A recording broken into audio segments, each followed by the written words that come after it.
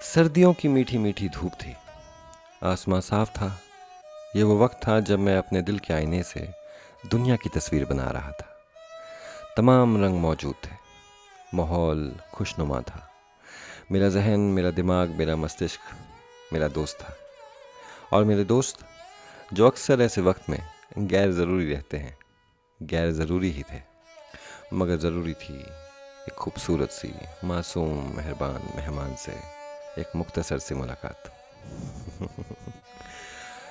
ये मैं क्या कर रहा हूँ? मैं आप लोगों को नज़्मों की दुनिया से हकीकत की दुनिया में ले जा रहा था।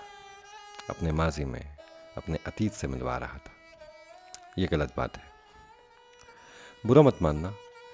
मैं तुम्हारा दिल रखने के लिए कह देता हूँ कि मैं बहुत बुरा इंसान हूँ। तुम्हारी मासूम सी हंसी को छीन कर तुम्हें एक दर्द का फसाना सुनाने जा रहा था। इतना बुरा भी नहीं हूँ। आज मैं आपको सुनाऊंगा शकील की एक नज़म। हेलो दोस्तों, मैं आपका दोस्त सिहाबाज फिर हाजिर हूँ लेके एक नई नज़म।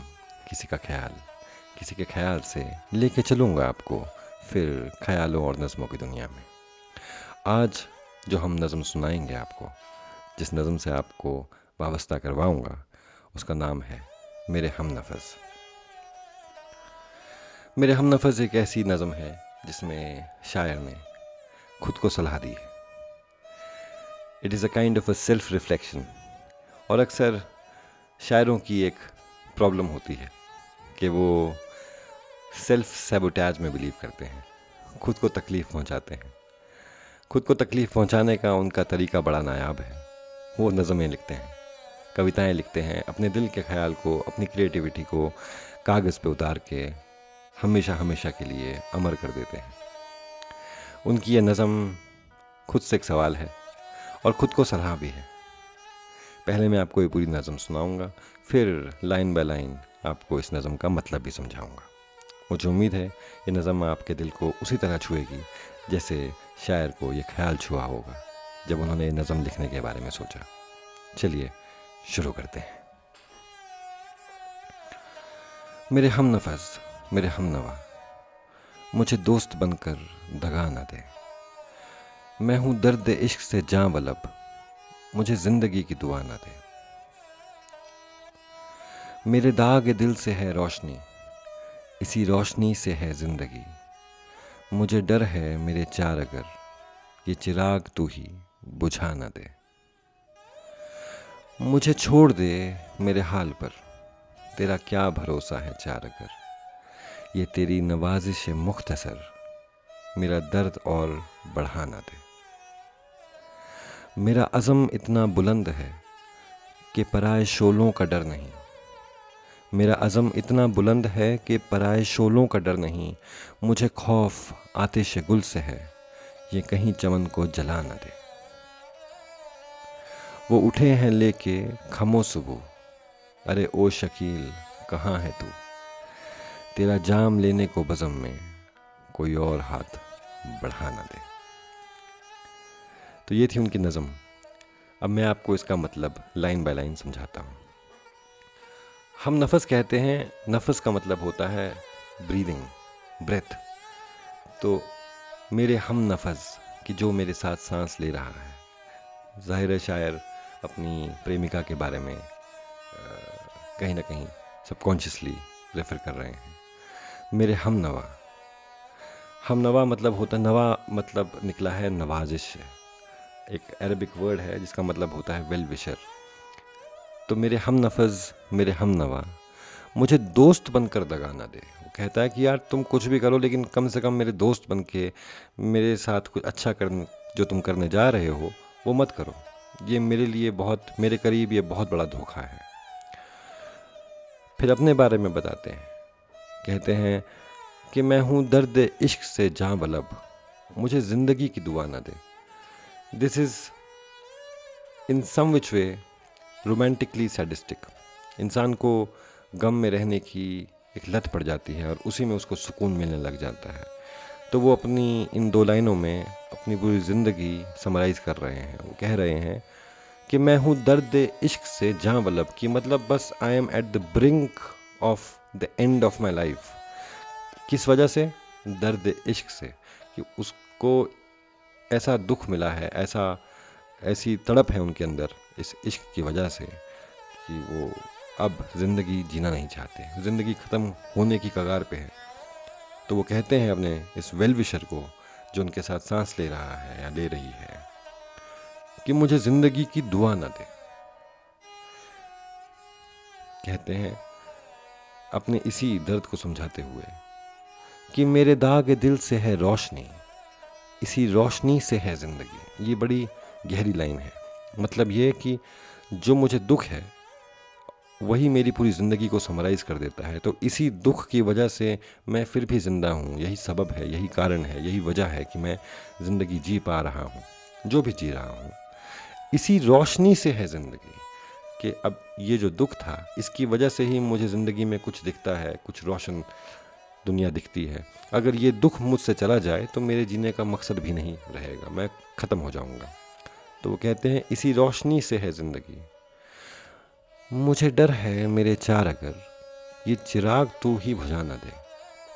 तो अब उनकी ज़िंदगी का जो दुख है, जब उस दुख को दूर करने के लिए कोई मेहरबान, कोई वेल विशर जो उनके साथ है वो आ गया है, तो शायर बड़े ही रोमांटिकली उन्हें कहते हैं कि मुझे तो बहुत खौफ है, मुझे तो बहुत डर है मेरे चार अगर।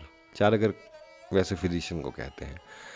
मुझे डर है मेरे चार अगर ये चिराग तू ही बुझा न दे, कि अगर तुम इतने मेरे वेल विशर हो और इतना मेरा ख्याल रखोगे तो कहीं मेरी ज़िंदगी से अगर ये गम चला गया तो मेरा पूरा एक मेरे अतीत का, मेरे माजी का, मेरे पास्ट का जो कंस्ट्रक्ट है, जिसको सोच के मैं नज़में लिखता हूँ, कविताएं लिखता हूँ, या मेरे अंदर की क्रिएटिविटी ब्लॉसम करती है, अगर तुमने मेरे अंदर से ये दर्द ही छीन लिया तो शायद मैं तो कुछ भी नहीं रहूँगा। मेरे अंदर की तो कोई पर्सनैलिटी नहीं रहेगी, मेरे अंदर की क्रिएटिविटी ख़त्म हो जाएगी। मैं बिल्कुल एक आम ऑर्डिनरी सा इंसान बन के रह जाऊँगा, जो शायर को तो बिल्कुल भी पसंद नहीं है। मुझे डर है मेरे चार अगर ये चिराग तू ही बुझा न दे। फिर कहते हैं, और बड़े एटीट्यूड से, बड़े एक जिसे कहते हैं कि मासूमियत से भी, मुझे छोड़ दे मेरे हाल पर, तेरा क्या भरोसा है चार अगर ये तेरी नवाजिश है मुख्तसर, मेरा दर्द और बढ़ा ना दे। This is very interesting. अब शायर कह रहे हैं कि यार तुम मुझे मेरे हाल पे छोड़ दो, मुझे इस तरीके से जीने की आदत हो गई है, मुझे अपने दुख के साथ I have learned to live with it. मैंने अपने आसपास ऐसे डिफेंस मैकेनिज्म्स बना लिए हैं कि मुझे अब जो ये दर्द इश्क है इससे मैं डील कर सकता हूँ ऑन माई ओन, मुझे किसी के सहारे की ज़रूरत नहीं है। लेकिन तुम जो मेरी इतना मेरा ख्याल रख रहे हो, मेरी इतनी फ़िक्र कर रहे हो, तो तुम्हारा भरोसा क्या है? जैसे पहले मुझे दर्द इश्क मिला है, हो सकता है तुम मेरे को इतना प्यार मोहब्बत कर रहे हो, तुमसे भी बाद में मुझे ऐसा ही कुछ मिले।